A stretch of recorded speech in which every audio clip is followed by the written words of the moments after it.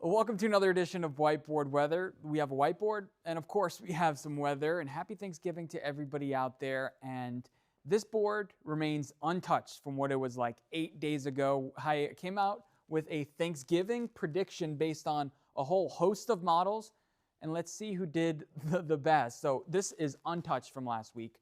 I predicted the high would be 46 and the low would be 37.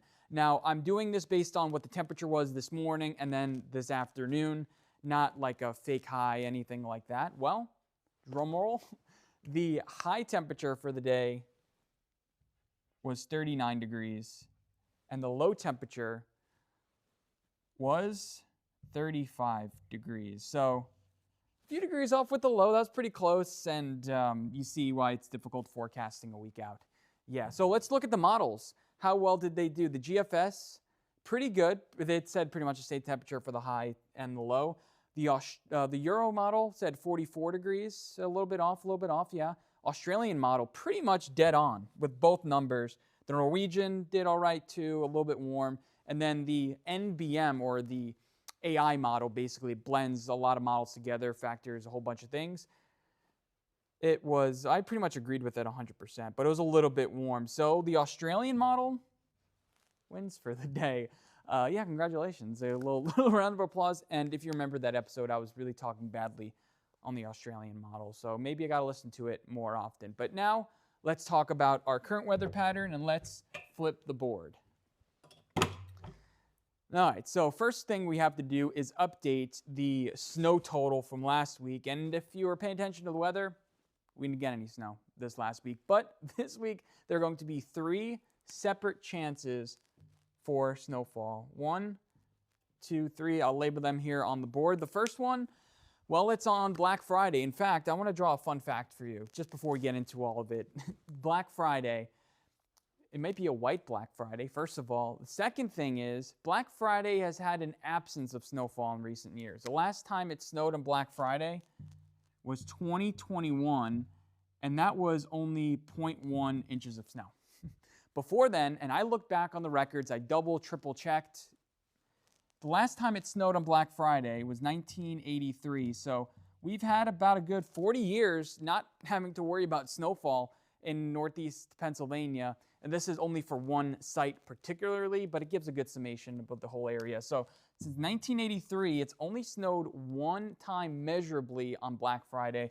And that date, actually, there was 2.8 inches of snow. So yeah, there was a whole bunch of snow that day. I can just imagine. 83 was the peak of mall shopping, everything like that. And yeah, they got a lot of snow that date. And I'll grab my eraser here, put it a little bit off camera, and I'm going to erase this and show you those next 3 chances for snowfall here. And potentially 4, but I don't want to talk too far out in the past. But currently what's going on is there's a low over the Great Lakes. It's sucking up moisture from the lakes, and it's dumping that onto us. It's still that time of year where the lakes are warm enough to produce snow effect lake effect snow showers. Just a couple weeks ago on Veterans Day, when we had the lake effect snow event, the Great Lakes, they were in the lower 50s, but now the temperatures are in the middle 40s, about 45 to 47 degrees in the lakes. So there's less of an impact for lake effect snow showers. A little bit less of effect, but we're still expecting there to be some accumulations as colder air rides along the lakes and basically scoops up the moisture and creates a little bit of instability. Picture, anything, just something getting soaked up because of that warm air, because of the warm air and the contrast of it, it gets lifted up. And that's going to dump snowfall onto us for your Black Friday. Right now, it looks like the most of the energy is going to be for the northern tier, even parts of the Lackawanna Valley, maybe for the Poconos as well. It's because this low is shifting to the north and east more than a normal low would. Sometimes these lows just hang out and keep on spinning. This one will get out of here really quick, so that's why Friday, kind of the only day expecting lake effect snow showers, maybe early on Saturday. So that's one. The first chance is going to be lake effect.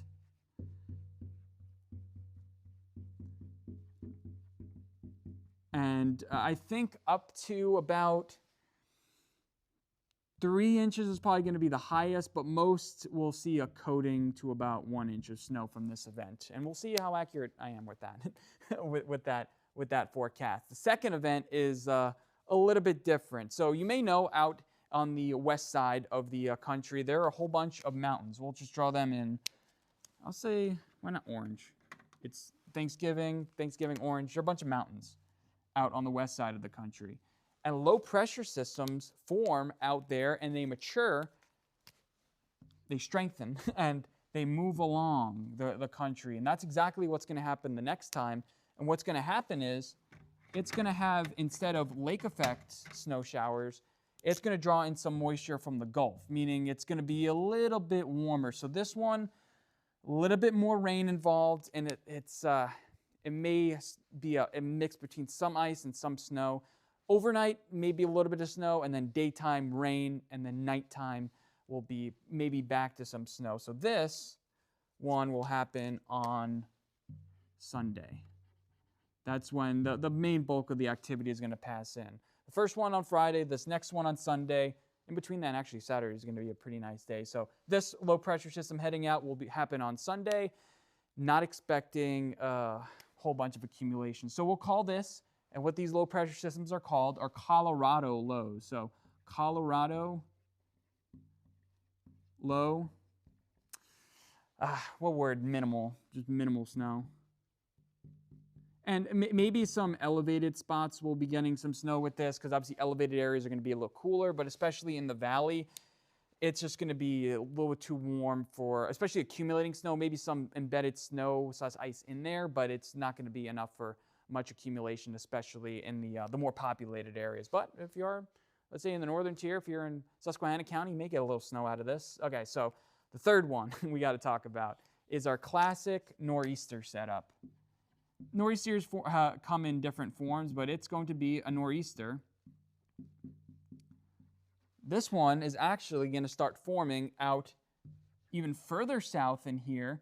So you see the systems are even further and further south each one. It will form around Texas, Louisiana, and this one will ride along. This one will suck even more moisture coming in from the Gulf, and this one is expected to be a lot more precipitation with it.